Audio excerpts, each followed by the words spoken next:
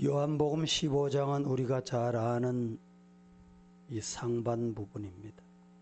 오늘 제목은 열매 맺는 포도나무. 열매 맺는 포도나무가 되시기를 예수님 이름으로 축복합니다. 하나님께서 우리를 부르신 것은 우리를 통해서 하나님의 뜻을 이루시고자 함입니다. 우리를 통하여 하나님이 기뻐하시는 귀한 열매를 얻고자 함이다, 이런 말입니다. 나무는 관상용 나무가 있습니다. 여러분들 베란다에 보면 관상용 나무를 키우죠. 그는 꽃이 피고 보기 좋게 잘 자라면 만족합니다. 우리 집에 어떤 분이 화분을 주셨는데 어떤 나무를 주셨냐 하면 커피나무를 주셨어요. 커피나무 압니까? 커피나무 아직 모르는 분 있죠. 저도 커피나무가 우리나라에서 안 자라기 때문에 잘 몰랐습니다. 잎이 독특합니다. 커피나무가 있는데 이 커피나무는 열매가 아주, 우리가 뭐 커피 열매를 알잖아요. 조그만하게 푸르게 자라서 익으면 붉게 됩니다. 여러분, 커피 색깔이 어떤 색깔이죠?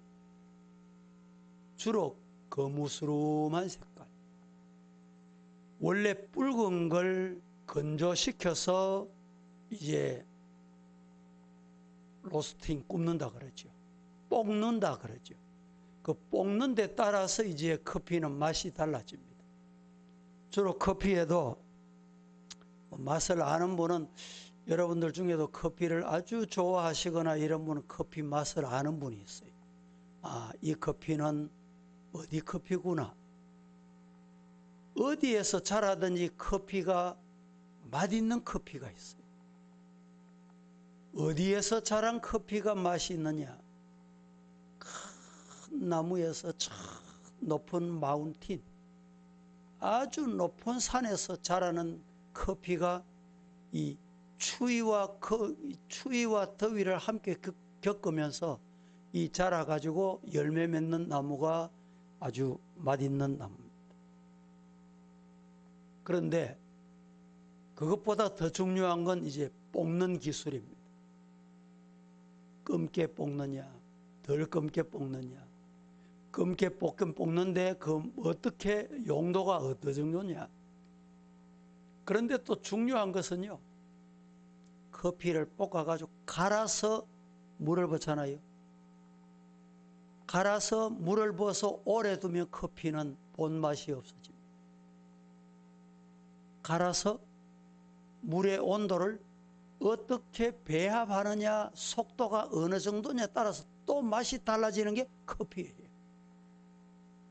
그런데 보통 사람들은 커피를 마실 때 어떻게 마시냐? 가져오면 그냥 홀라당 마셔. 한 모금 마시고 뒀다가 마시고 뒀다가 마시고. 요사이 여러분 커피집에 가니까 커피가 어떻게 나옵니까? 하트 모양도 만들고 정말 예쁜 뭐 꽃 모양도 만들고. 커피는 한 잔 가지고 3종류를 마셔야 돼요. 3번 마셔야 돼요. 처음에는 가져오면 눈으로 마셔. 커피를 보고, 야, 맛있구나, 예쁘구나. 두 번째는 어떻게 마시는지 압니까? 어떻게 마실 것 같아요, 여러분? 입으로 홀라당 마시기 전에 코로 먼저 마셔야 돼요. 코로. 아니, 목사님 코로 들어 마십니까? 그래 말씀하시면 지금 얘기할 자격이 없어요. 코로 마신다는 말은 향을 마시는 거예요. 커피를 가져오거든 이 커피 맛이 어떤지를 코로 먼저 맛을 봐요. 그래서 이 코로 향을 맡아가지고 이 향이 머리에서 내려가가지고 한 바퀴 쫙 돌고 난 다음에 그 커피 맛을 입으로 마셔야 진짜 커피 맛이 나요. 뭐 이해가 됩니까? 그런데 관상용 나무도 있는데 이 커피 나무는 커피를 맺어야 돼요. 무화과 나무는 무화과를 맺어야 돼요. 지금 무화과철이잖아요. 우리 대구 이 영남 지방에는 무화과가 잘 안 보이더군요. 뭐 가정에서 혹 한 나무 정도 있고 이런데, 전라도에 가면 무화과를 전문적으로 재배하는 데가 있어요. 이 무화과는 정말 당도도 좋고 입에 넣으면 아주 녹는, 뭐라 할까요? 입에 살살살 녹습니다. 얼마나 맛있는지 몰라요. 안 잡사본 분은 내일 꼭 한번 사먹고 찾아보세요. 무화과 나무는 뭘 맺어야 돼요? 무화과 열매를 맺어야 돼요. 포도나무는 무슨 열매를 맺어야 돼요? 포도를 맺어야 되죠. 요사이 또 포도가 희한한 포도가 나오더군요. 한때는 뭐 거봉이 나온다고 뭐 난리법석 뭐 이런 포도가 있냐고 이랬는데, 최근에는 보니 청포도인데 그 이름이 뭔지 내가 기억을 못하겠네. 다 아시고 계시구만.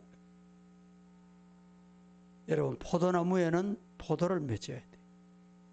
그러면 우리가 왜 열매를 맺어야 하며, 또 어떤 열매를 맺고, 또 그 열매 맺는 방법이 뭐냐?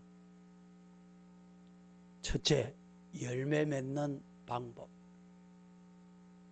열매 맺는 방법은 세 가지입니다. 첫째는 왜 우리는 열매를 맺어야 하는지를 알아야 돼요.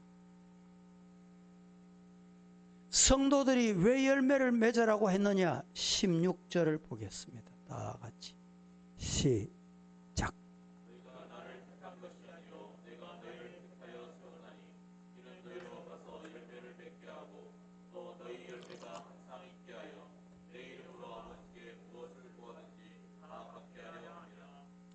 너희가 나를 택한 것이 아니요. 거의 기독교는 우리가 믿고 싶으면 믿은 게 아니다. 내가 하나님 믿으면 되겠지, 그래서 믿은 게 아니에요. 16절에 뭐라고 말합니까? 내가 너희를 택하여 세웠다. 하나님께서 우리를 택해서 너는 포도나무다 심어 놓으신 거예요.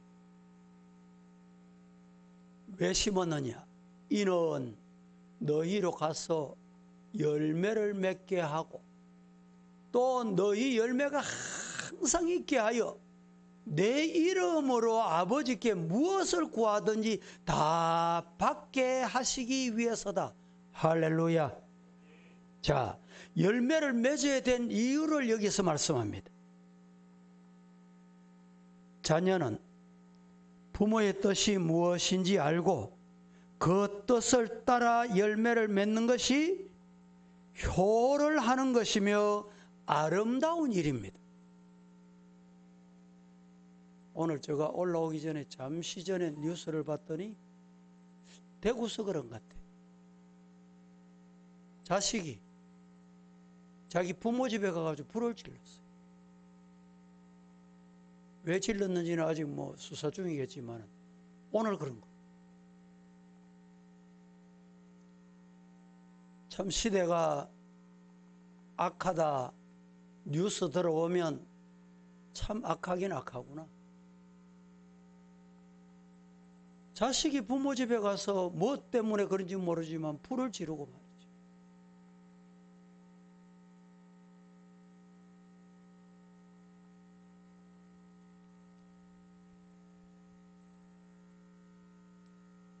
부모의 뜻이 무엇인지 알고 그 뜻을 따라 열매를 맺는 것이 자식의 도리. 오늘 저와 여러분은 하나님의 자녀예요. 그래서 하나님께서 우리에게 열매 맺도록 하시기 위해서 따라 하십시다. 열매 맺는 것이 아버지의 뭡니까? 뜻이에요. 그래서 과목을 심어 놓은 거예요. 두 번째는 어떻게 해야 열매를 맺을 수 있을까? 우리가 어떻게 하면 열매 맺습니까? 예? 어떻게 하면 열매 맺을 수 있을까요? 너무 간단합니다. 너무 그런데 중요해요.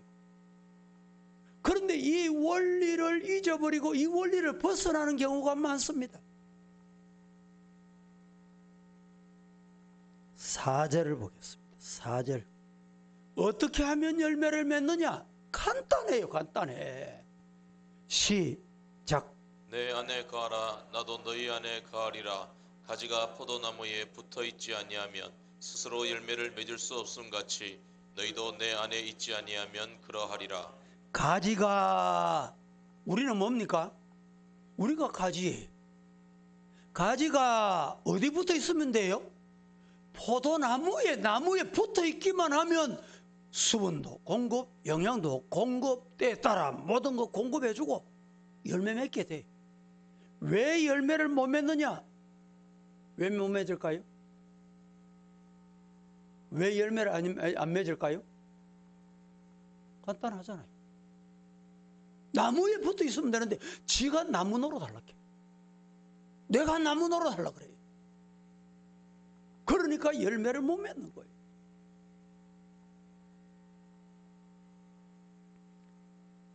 가지가 나무에 붙어 있으면 된다. 오늘 4절에 그렇게 말합니다. 예수님 안에만 있으면 열매를 맺는다. 예수님 안에 있다는 것은 무슨 말이냐? 예수님의 말씀을 마음에 두고 있다 이 말이에요. 7절 봅니다. 같이 시작. 너희가 내 안에 거하고 내 말이 너희 안에 거하면 무엇이든지 원하는 대로 구하라. 보십시오. 가지가 나무에 붙어 있는 게 뭐냐? 너희가 내 안에 있고 내 말이 너희 안에 있으면 무엇이든지 원하는 대로. 우리가 막 노력하고 발부동한다고 되는 게 아니에요. 붙어 있으면 가지가 나무에 딱 붙어 있기만 하면 돼요. 여러분, 우리가 알아야 될 게 있어요. 지금 가을철이라 가지고 청도 감이 많이 나오잖아요. 그런데 이 감을 딸 인력이 모자라서 못 딴대요. 그런데 여러분들이 아이고 내가 가서 감 따줄까? 봉사 한번 할까? 해보세요. 그분. 오락할까요? 오지 마락할까요? 안 해봐서 모르겠습니까? 그럼 봉사하려고 생각도 안 해봤지요. 도시 사람이 감 농사, 감 수확하는데 도와주러 갈까요? 하면 여러분 농장 주고 오지 마라. 손이 모자라도 못 오게 해. 왠지 압니까? 감나무는 옛날에도 감나무에 감 따러 올라갔다가 떨어져 죽은 사람이 많아요. 이걸 몰라. 가지에 올라갔다가 가시가 부러져 버려요. 부러지면 그 사람도 죽지만은 내년에 이 가지에서 열매가 얼마나 한 접시 나오는데 한 가지에서 한 접시 나와요. 며칠 전에 그 어떤 목사님 집에 갔더니 마당에 막 감나무가 있는데 이야 그 감이 얼마나 많이 맺혔는지 깜짝 놀랐습니다. 이게 이 한 나무에 몇 접이나 됩니까? 물으니까 한 접이 보통 100개라 그러잖아요. 100개. 너무너무 많이 열렸어요. 그런데 이 모르는 사람이 가가지고 감나무에 올라가지고 감 딴다고 덤벼들다가 떨어져 죽거나 이 가지가 부러지면 내년에 수확이 문제가 생겨요. 그래서 농사도 아는 사람이 합니다. 요새는 기계로 하지만 또 감도 요새 또 기계로, 미국 같은 경우는 100% 기계 수확입니다. 기계로. 여러분들 카톡에 가서 아니면 유튜브에 들어가서 미국의 수확, 감 수확하고 또 뭐 이 수확하는 거 보세요. 100% 기계 수확이에요. 우리나라는 아직까지 그게 안 돼. 중요한 것은 여러분 어떻게 해야 열매를 맺느냐?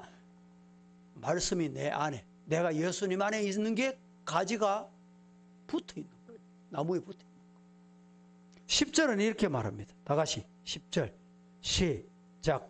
내가 아버지의 계명을 지켜 그의 사랑 안에 거하는 것 같이 너희도 내 계명을 지키면 내 사랑 안에 거하리라. 예. 가지가 나무에 붙어 있는 게 뭐냐? 계명을 지키고 사랑 안에 거하는 것이 가지가 나무에 붙어 있는 거예요. 오늘 저와 여러분은 예수님께 붙어 있기를 축복합니다. 그래야 열매를 맺어요. 사랑의 열매를 맺어요. 세 번째, 어떤 열매를 맺어야 되느냐? 열매를 맺어야 되는데 어떤 열매를 맺어야 되느냐?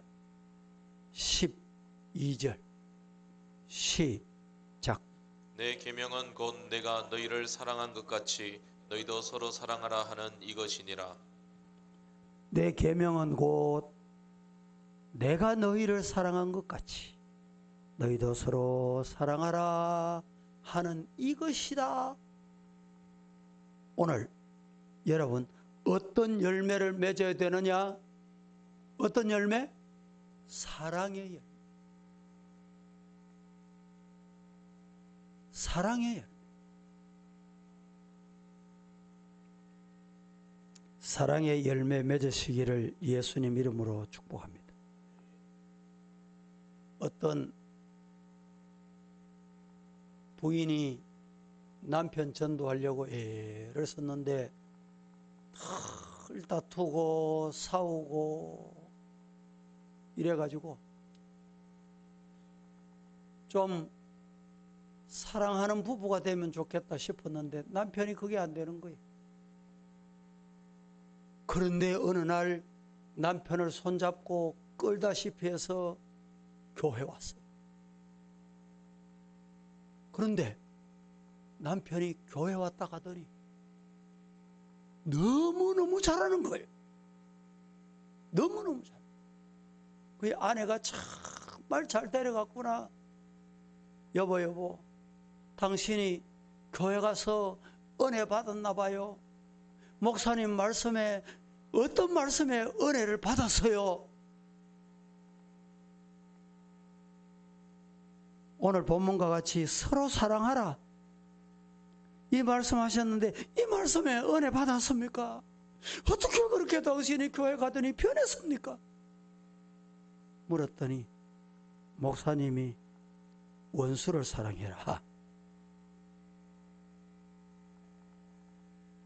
그 말씀에 은혜 받았대요. 여러분, 오늘 우리 기독교는 기쁨과 희락과 희열의 종교입니다.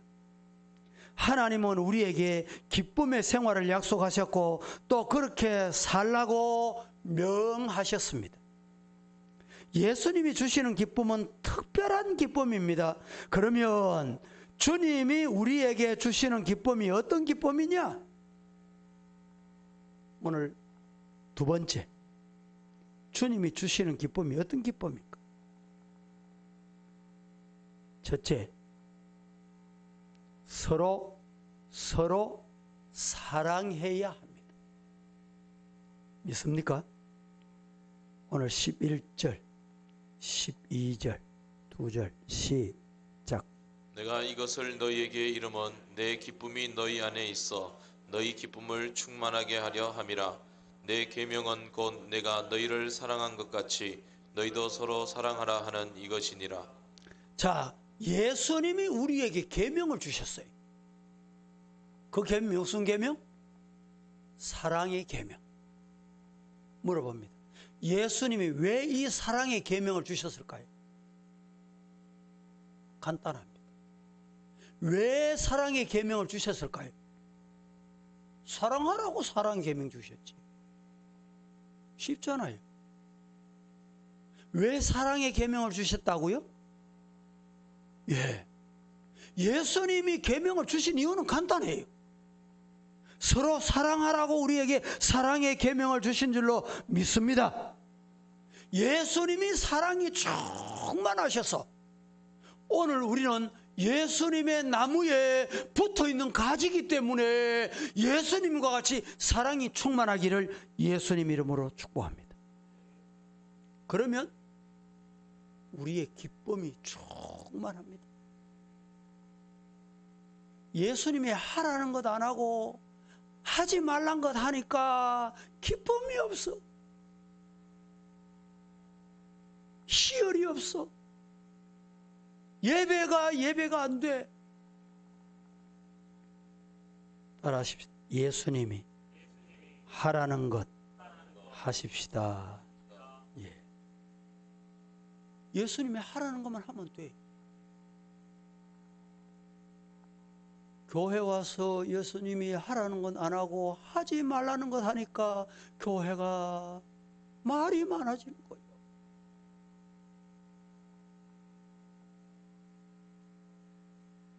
두 번째,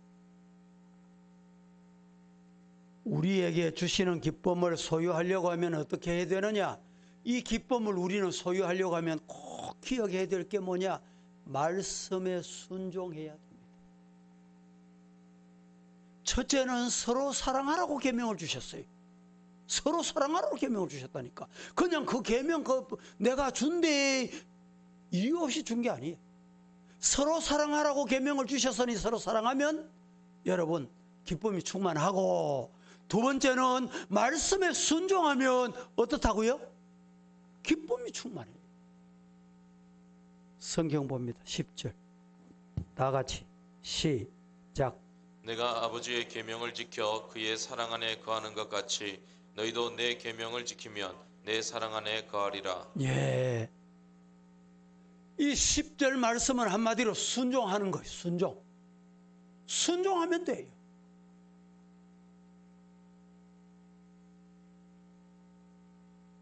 세 번째,